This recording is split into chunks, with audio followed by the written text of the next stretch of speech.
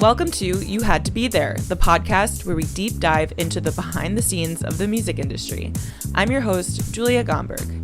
This week, I was lucky enough to get to sit down with Abby Jones, staff editor and writer for Stereogum. Her writing has also been featured in Pitchfork, Billboard, Consequence of Sound, NPR Music, Spin, and more. We get to discuss the impressive trajectory of her career, trusting the process, and what it was like when she saw a photo of Linkin Park vocalist Mike Shinoda wearing an excerpt from her article on his t-shirt that was circulating on Twitter. Truly a you had to be there kind of a moment. So be sure to check out the episode as well as Abby's curated playlist and socials, which you can find in the episode show notes. Thank you and appreciate you for listening. We'll catch you next time.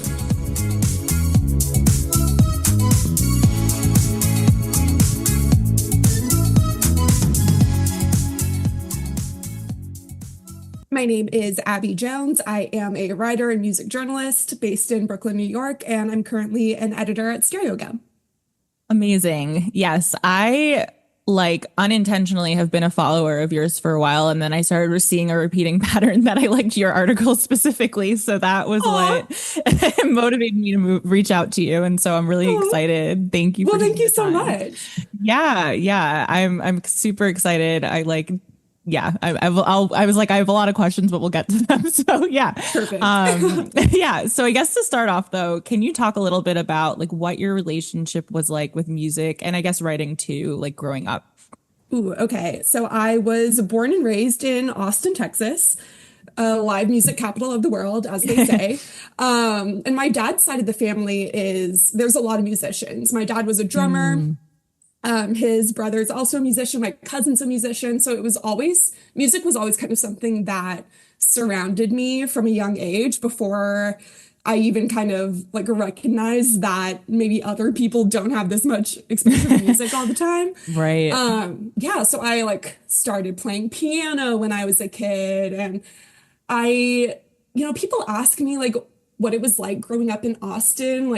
Was live music just this super prevalent thing? And it's hard to say because that's the only place I ever lived growing up. So it just seems so normal to me that there were music festivals and everything.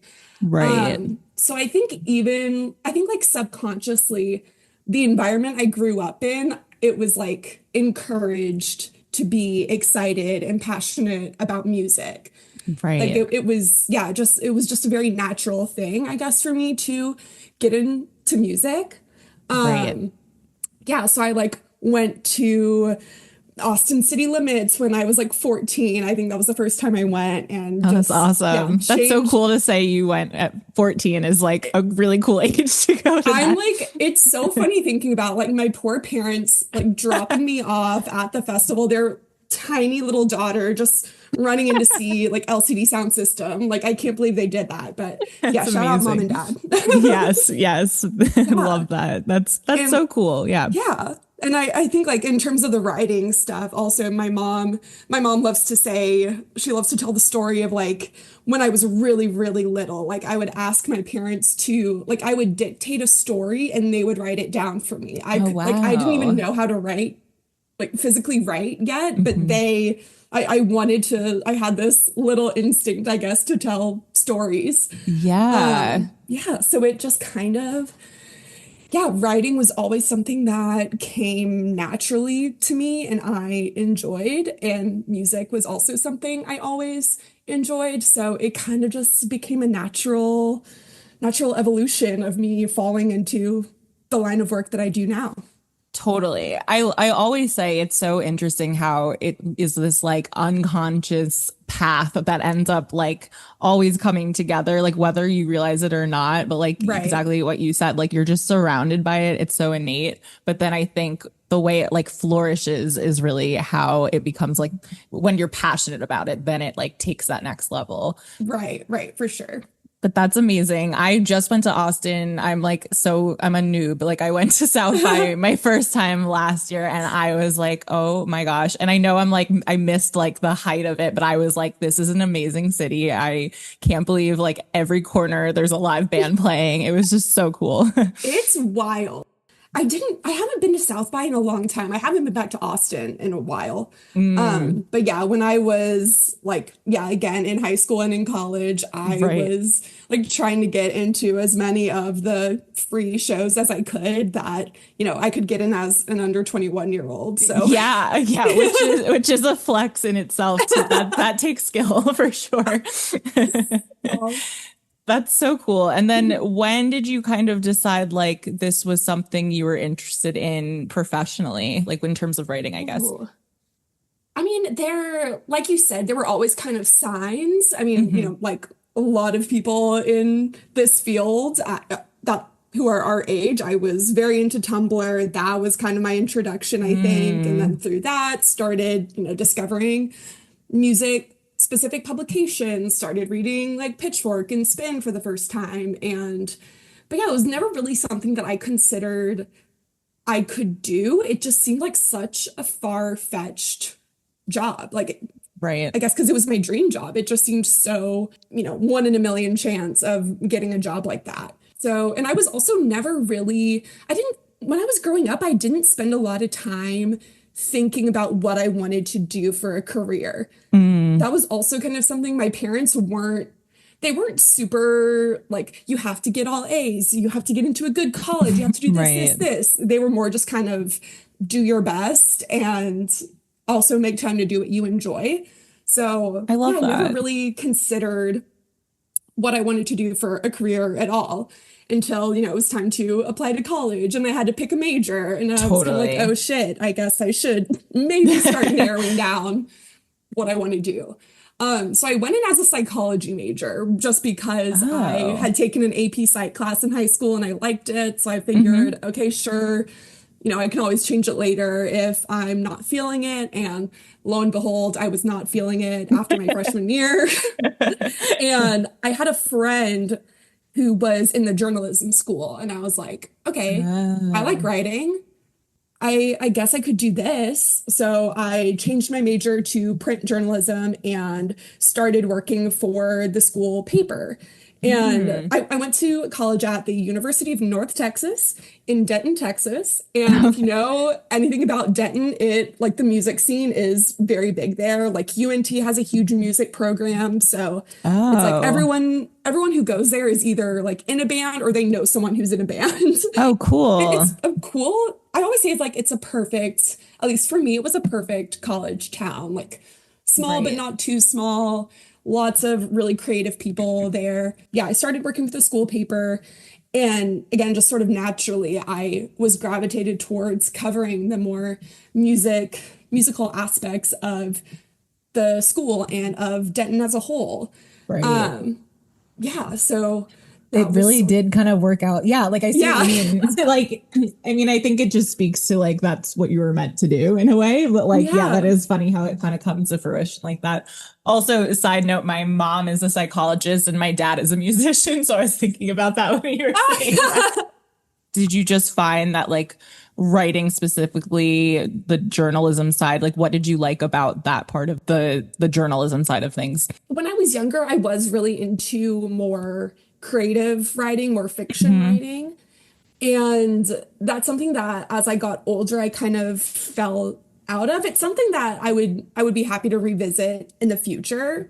But the Hmm. older I got, the more I was more drawn to real stories. Mm. And wanted to, uplift these people, for lack of a better word, who I thought were doing something cool. I'm like, wait, it's crazy that these people they live in a house and they throw concerts at their house. That's crazy. Like, Yeah, no, that makes a lot of sense. I feel like that's what's really cool about like having that ability to write is that like, yeah, you can kind of give those people those opportunities to be able to be seen on another level or like in another like way besides just like listening to their music. That's really cool. mhm. Do you feel like, I guess I like to ask about, given our generation, like did the internet like play a role in your interest in like music and maybe beyond that, like pop culture?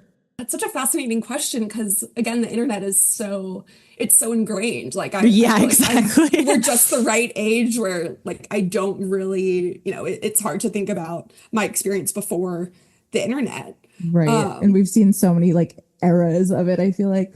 Right. But I guess just having that, when we're all really little, we're just listening to the CDs that our parents have in the car and whatever's on the radio. So I Right. think it really was like, yeah, probably Tumblr that and like the early days of I knew it. YouTube. I Yeah, knew it was gonna be it all comes back to Tumblr.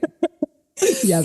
Yeah, I think, but I also remember like iTunes was also pretty new. And Yeah. that I loved iTunes so much. Just the fact that I could like go around and, see like related artists and like this is what's on like the alternative charts and the pop charts Yeah. and just yeah, being able to navigate, it just kind of opened up this whole treasure trove of exploration and yeah, just Totally. I think yeah, the main thing of the internet, I guess, was being able to yeah, just explore on my own music for the first time because my tastes, I feel like I've always had like kind of different tastes than my parents. My indie rock is always kind of been my bread and butter. My dad is more of like a jazz and country musician. So the internet was very important in me establishing, I guess, my own taste, figuring out what that was for me.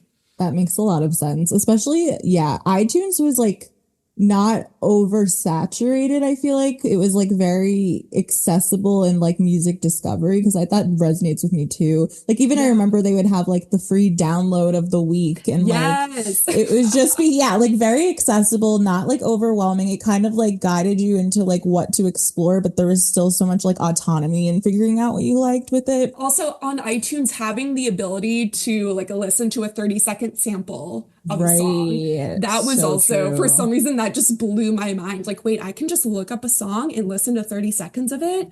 That's crazy. Yeah, Like, that's such yeah, an underrated point. Like I right? kind of missed that, to be honest. Yeah, just like the little like food court samples of music.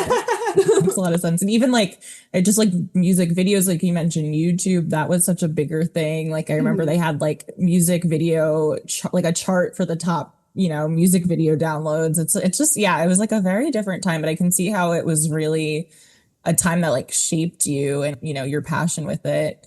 I guess in terms of journalism, were you interviewing people? Were you doing reviews? Like what did that kind of look like as you got more into the music space?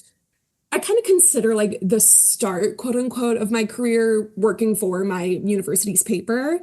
I had a lot of autonomy to cover whatever I wanted. And I found that doing interviews I was more drawn to that at the time than I guess doing reviews, which is interesting because now I feel like I do a lot more reviews because it's easier to review an album than it is to set up an interview with an artist. Right, fair. Yeah.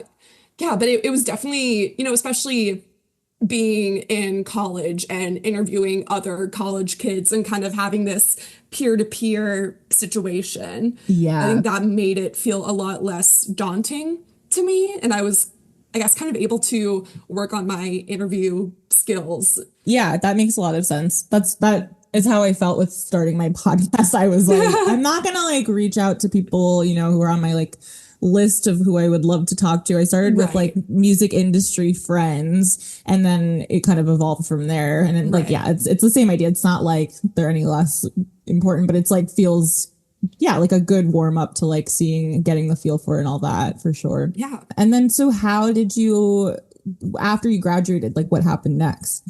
So I graduated, I moved back in with my parents for a few months and was, I at that point I knew I wanted to do something pertaining to music journalism, but I wasn't. My expectations were pretty low because again, I knew that was such a far-fetched, at least it seemed like such a far-fetched job. Right. But I was just, scouring LinkedIn and job boards and everything. And it's funny, I had a friend from college who had just moved to New York for an internship at Cosmopolitan, I believe.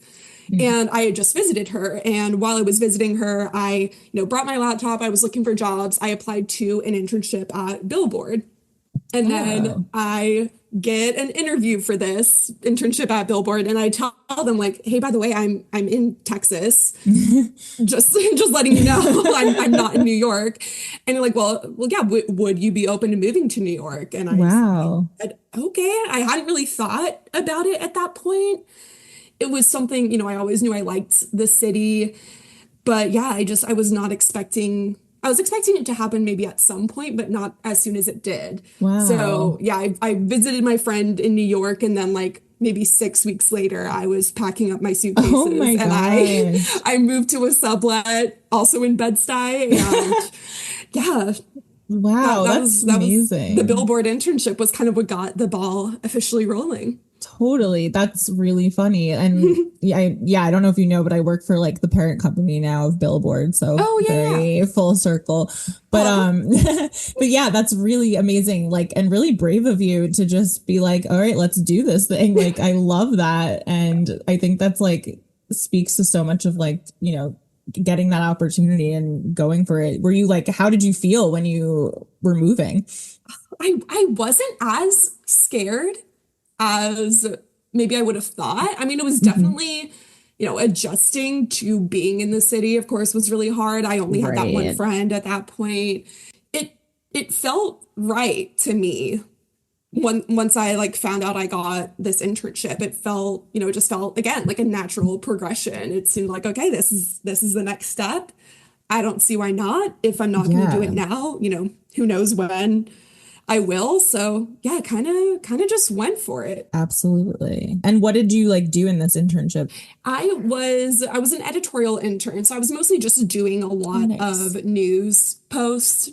I remember I had, it was brutal. I had, my shift was 7 a.m. to 3 p.m. Was living in Bed-Stuy, had to commute to Midtown.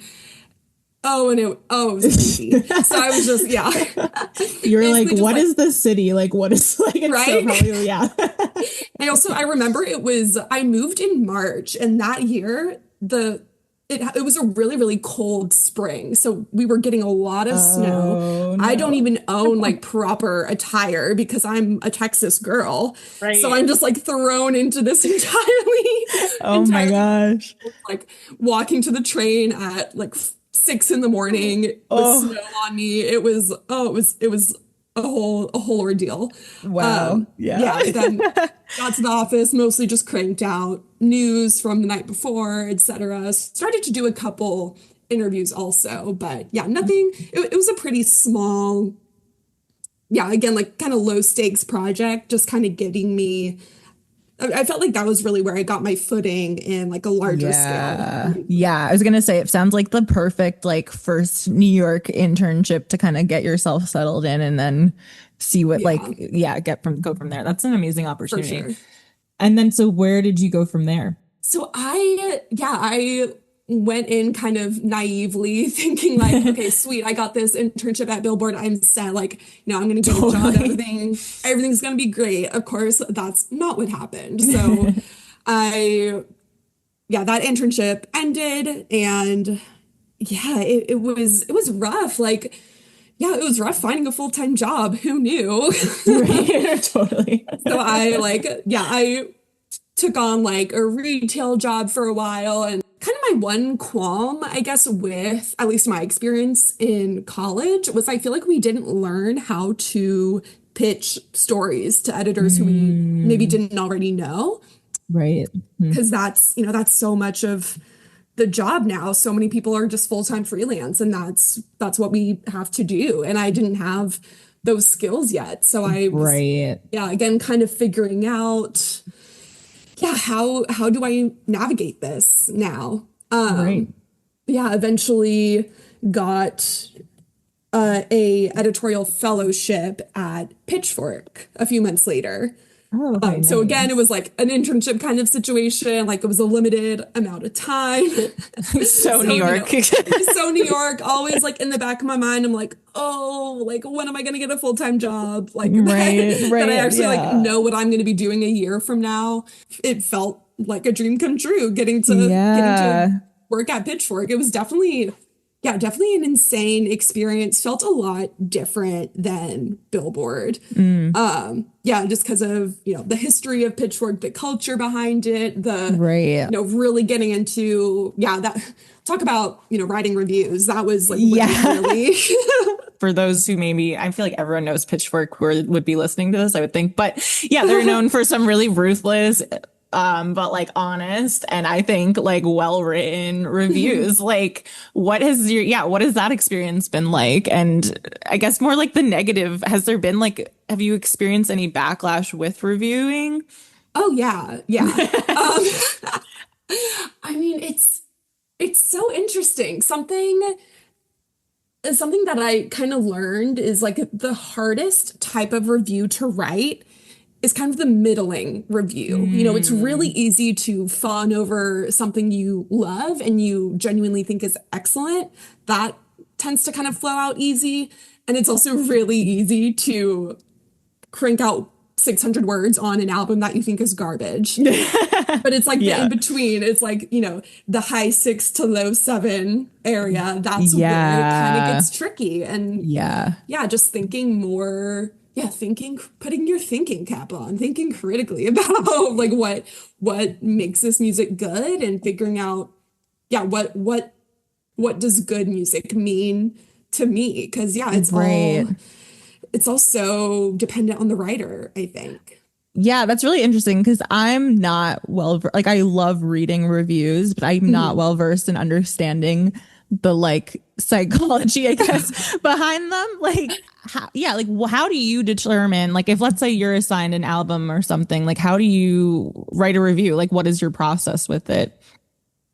What I tend to do first is just kind of sit down. Usually, like if I get an album advance stream or download or something, usually if they don't send me a lyric sheet, I'll ask for it and I'll have like the document of the lyric sheet up and then I'll listen to the album all the way through and just, word vomit out all my thoughts. And then once I do that, I kind of try to find the common thread between all those thoughts and try to, come up with, I guess, my thesis statement of what I think about this album. And it really just is like, it's a muscle, honestly. Like, there have been periods of time in my career I've kind of fallen off the music criticism wagon. It's been like tricky to get back on and, get back into the groove of writing reviews. It really just is something you have to practice. And I know that's not like a helpful or interesting answer, but no, it is interesting. It's I've never really thought about it like a muscle, but I can totally see what you mean by that now. Yeah.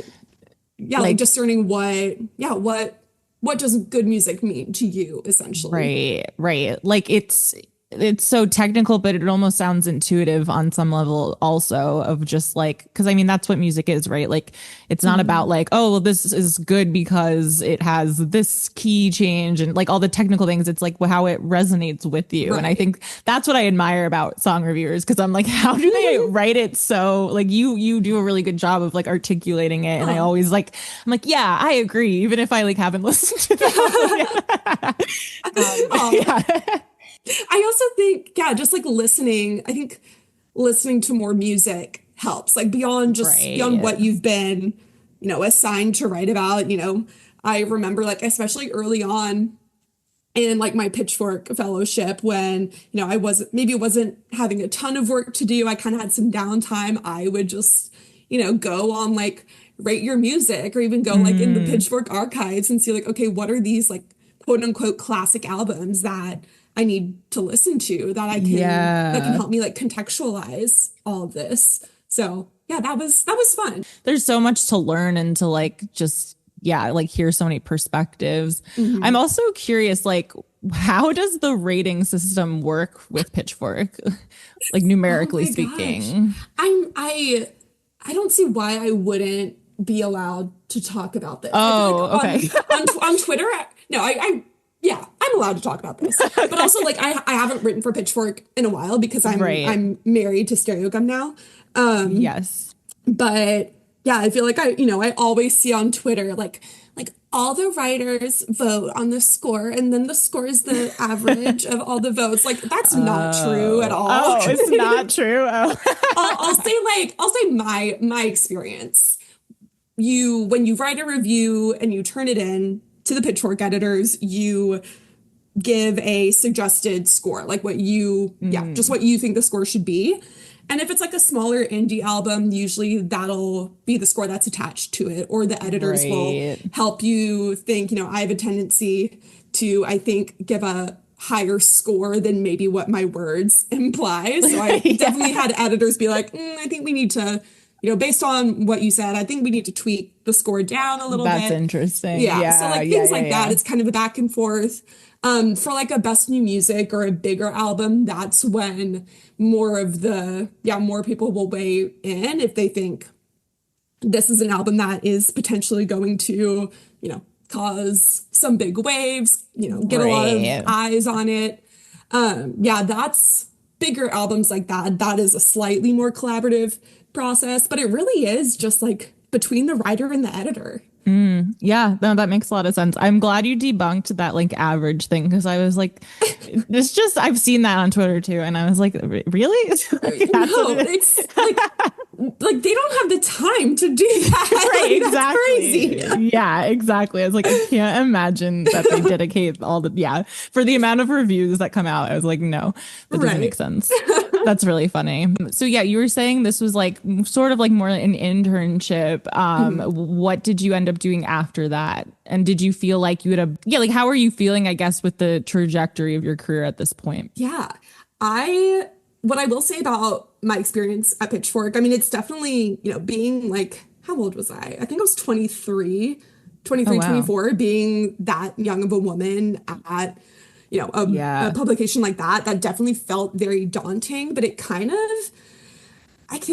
like, it sort of lit this fire under my ass, I think. Like, I went in with such imposter syndrome, and I came out of it feeling, a lot of conflicting emotions, but I came out of it feeling like I do know a lot about music. I know what makes an album good or bad or just okay. Right. Yeah, the editors there, absolutely, like specifically like Jeremy Larson, Anna Gatza, they like helped my writing so much. Like looking at my reviews early on, or like before my Pitchfork days, and then looking at what I've written afterwards. Wow. To me at least, it's a night and day shift. Please nobody read what I wrote before the Pitchfork times.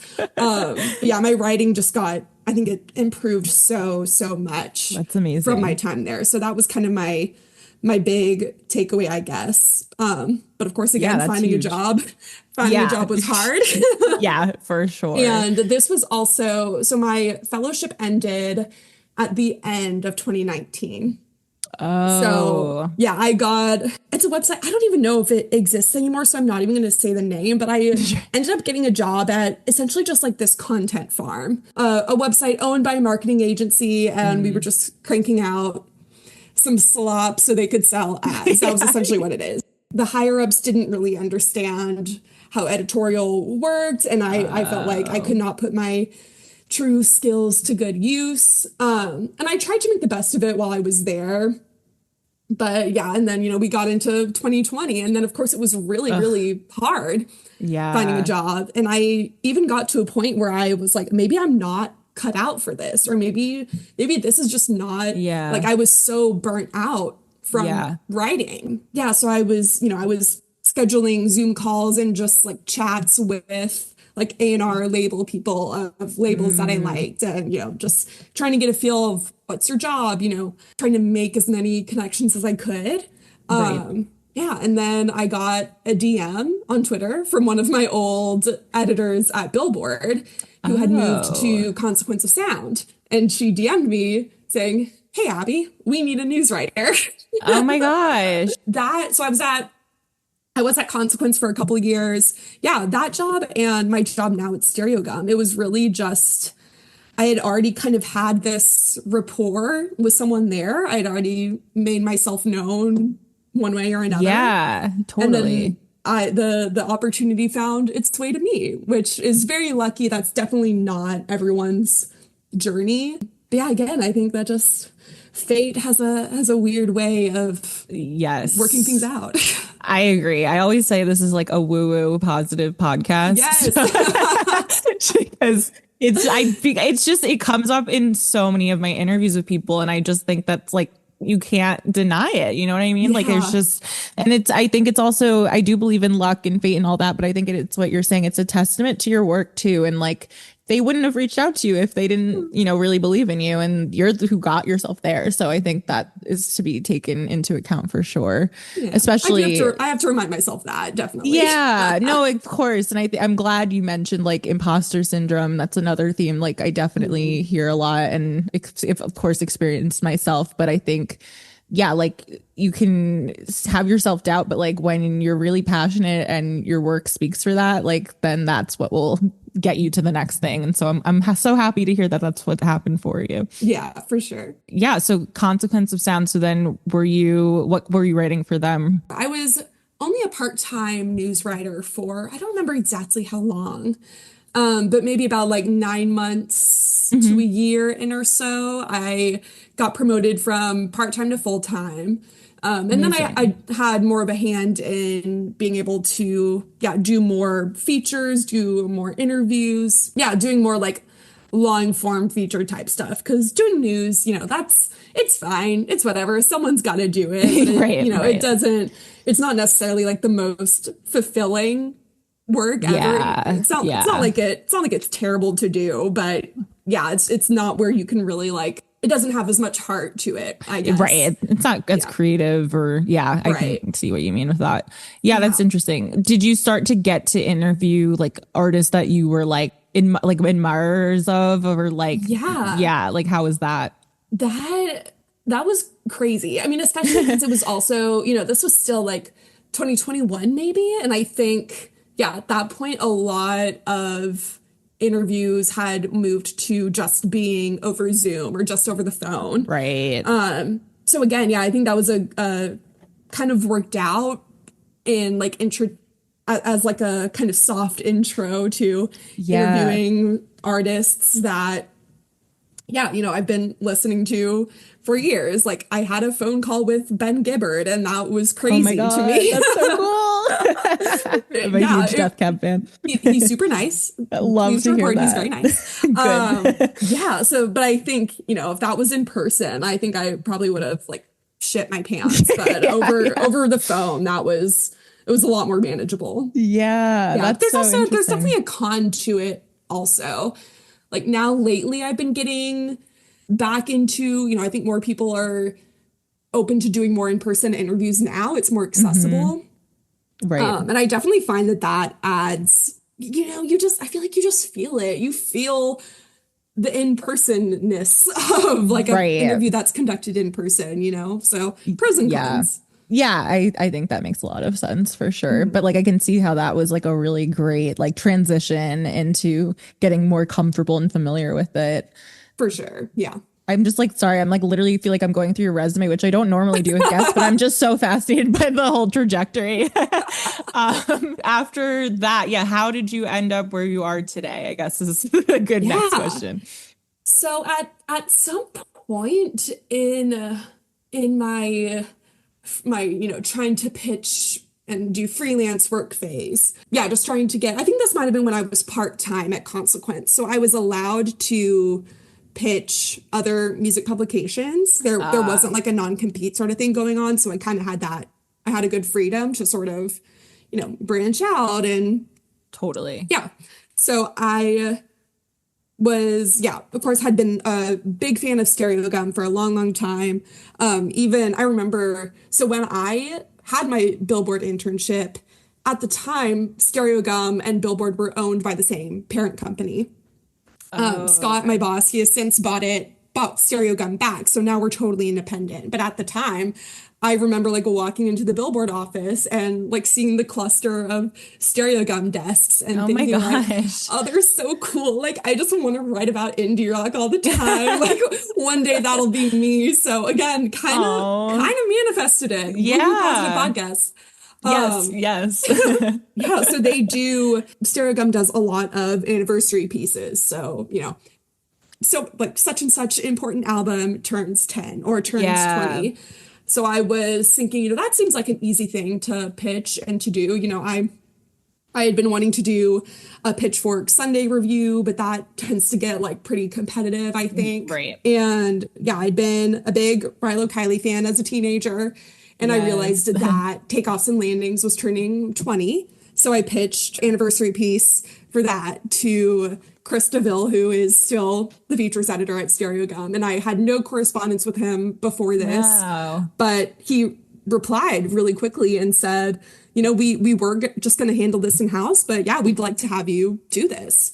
So I did it. And I remember Jenny Lewis retweeted it, and I was like, oh my God, this is crazy. That's amazing. Oh my God, that must have been so surreal. Yeah. So that was how my relationship with the Stereogum editors started. Wow. So I think it was February of last year. So oh my gosh, almost a year and a half ago now, I was laid off from Consequence. Such is life. It happens. That was amazingly, that was my first time ever getting laid off. So, if I can make it that far.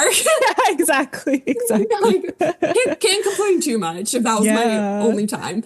So I got laid off again, had a couple months trying to freelance, trying to figure out, okay, what am I going to do next? Right. And I get an email from Scott Lapatine, the founder and editor-in-chief of Stereogum, saying, hey, we're about to have a editor position open. Wow. You want to talk about it? And I said, yeah. So here we are today. So I just had my 1-year anniversary at Stereogum. Oh my gosh, congrats. It's the world's best music blog.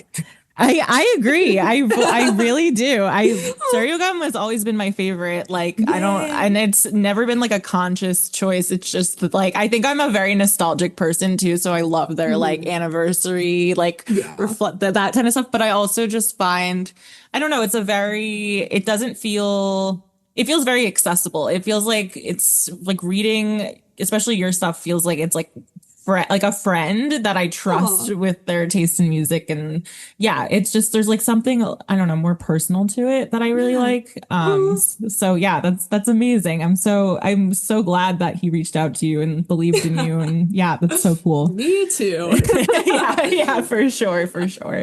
Yeah. And I'm so curious, I saw, you kind of touched on it about bad reviews, but what is it? Yeah. What is it like getting, I guess, feedback about your writing that I wouldn't say that's negative feedback but maybe that's in response to negative feedback. The thing that I'm kind of alluding to is the Linkin Park shirt.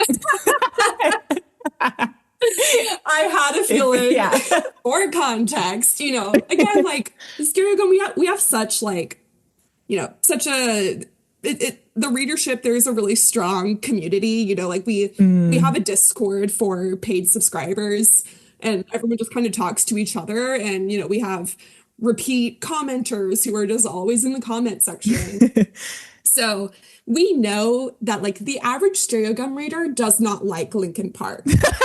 And I say this as someone who had Hybrid Theory on CD. That was my shit when I was little. Totally. But yeah, I think, most of us can agree that their comeback has not been received so well. Yeah. So I'm trying to think of what's the best way to say this concisely, Sure. On a podcast.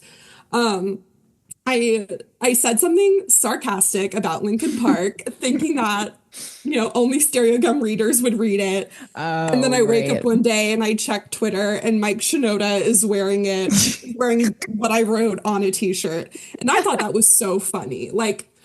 I'm very anti punching down. I think that's kind of what you have to keep in mind as a music critic is you can punch up, you can never punch down. So I'm thinking okay, Linkin Park, they're multimillionaires, they're doing fine. It's okay if I talk a little shit about them online. Right. I thought it was funny that Mike Shinoda found this and printed it on a t-shirt and wore it, and now that photo was going viral. And something I have to remind myself, I used to, when I first kind of started, maybe having Billboard bylines or something, when my writing first started, I guess getting more eyes, I should say, and just more people were reading it, it was hard to get that sort of backlash from fans because again, I still have this imposter syndrome and just also like in my personal life, like I'm a people pleaser. I don't like to make people mad. I like to be very fair and make sure I'm, considering everyone's side of the story. And so it was definitely hard at first, like making, I made Nicki Minaj fans mad one time. And oh my gosh. I feel like that's so easy. Right? like, why am I feeling bad that Barbs are like in my DMs calling me things that I don't want to repeat? Like, why is that such a big deal? So it helps to remind myself like the stans, they take things out of context. Yes. That's their problem. I don't really think it's my problem at that point. 100%. Also, like the way you described yourself, I feel like is what makes a good reviewer, though, because you're looking at it kind of more holistically and like from, I don't know, maybe it's that little interest of psychology you had where you're like kind of seeing, it sounds like you're just taking a lot of perspectives into account. Sometimes I read reviews where it just feels like someone is so like tunnel vision of what their thought is, but there's not a lot of like account for like the cultural side to it. And so it's just interesting to hear that. But I also think like fandom has just changed and like exploded in such a way in the past few years that like I can't even imagine like coming across some of the stands. It must be quite interesting to deal with.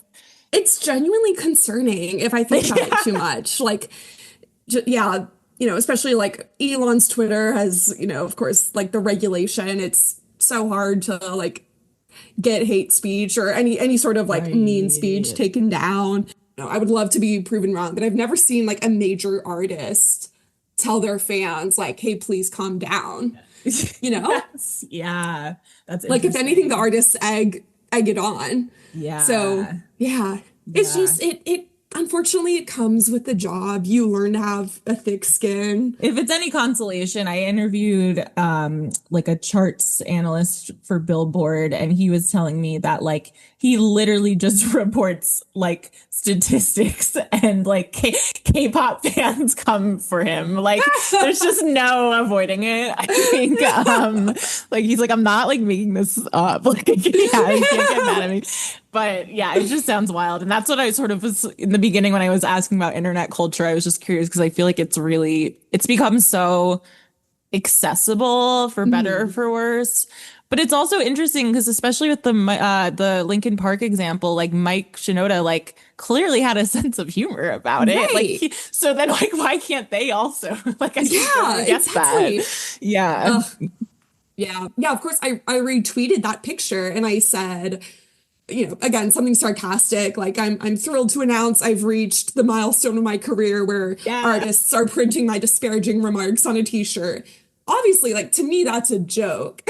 Right. Of course, the Linkin Park stands are all, no, like, do your research. They love to say, do your research. I'm like, yeah, that's my job.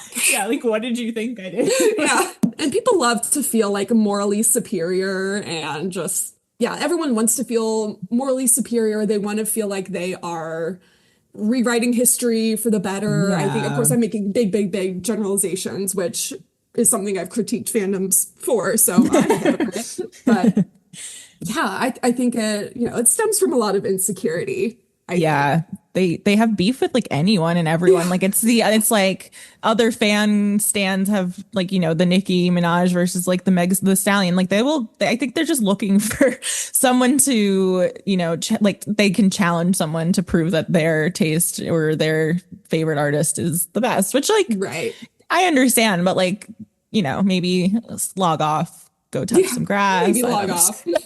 Yeah. The thing that cracked me up the most is people saying like, well, Linkin Park, they're selling out Wembley and nobody's going to know who this Abby Jones editor at Stereogum who lives in Brooklyn. No one's going to know who she is. I'm like, you're the ones posting my picture on Reddit. Oh my God. That's crazy. Not on Reddit. Oh, Not man. on Reddit. It's crazy. Wow. Yeah, I give you credit. I mean, like, I'm just thinking about like imposter syndrome, like that I feel like that defies imposter syndrome because people are like talking about you, you know what I mean? And like your credibility is there, but yeah, it's just interesting how it all kind of, Yeah. I have to have a sense of humor about it. It's yeah, I love that you do. Yeah. Yeah. I definitely haven't always been this relaxed about fandom responses like that. Sure. But yeah, the only way I can put up with it is to laugh it off.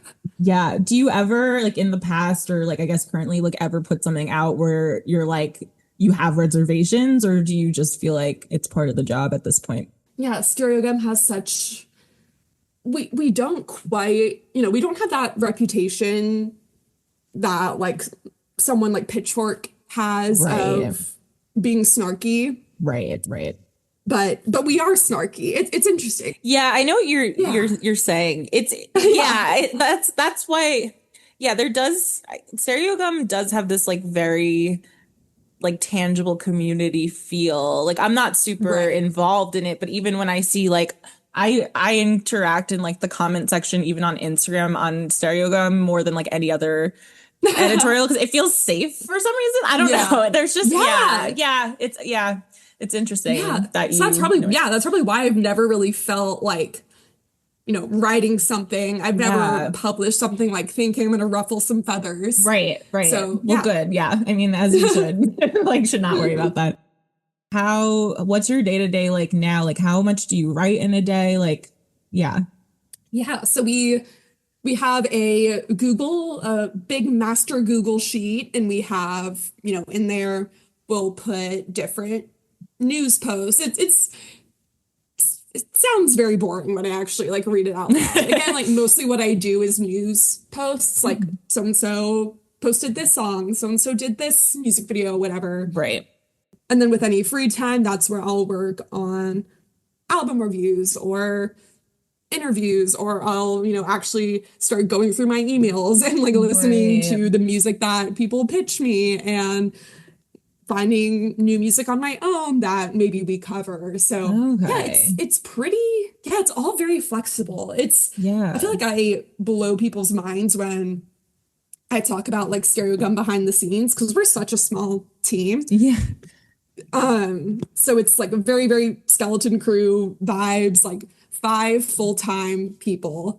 That's amazing. Doing everything, which is absolutely insane. Yeah. So, and we don't have really like standard meetings. It's just all very casual, which I think like throws people off. And it was definitely like something I kind of had to adjust myself to. Yeah. And just trust that we do good work, even if it's not like a super strict workplace. Right.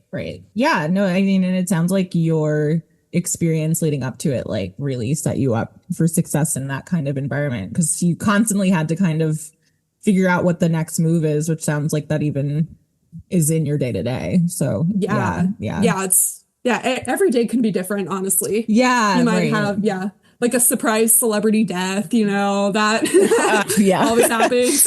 Yeah, really though. Yeah, that just sounds really interesting. And I love that it doesn't get boring. That must be like a really appealing part of the job too, I would think, that there's always something different going on. Yeah. Yeah. I joke, when I like meet people who don't work in music or editorial at all, and I say I'm a music journalist, my friends make fun of me for saying this. I'll always give the disclaimer like, oh, it's not as glamorous as it sounds. Which again, I think that speaks to me, like, wanting to downplay it, the imposter syndrome again, kind of poking through. But yeah, like, no, it's not very glamorous. But yeah, it's every day's a different day. Yeah, it's not every day, a Linkin Park band member's wearing. Right. Yeah. Kind of more to like wrap things up. I'm just curious, like music taste wise, is there any music that you're excited about that's coming out or maybe that you've been listening to lately? Oh my gosh. I will say the Wednesday album that's coming out. I don't remember the release date.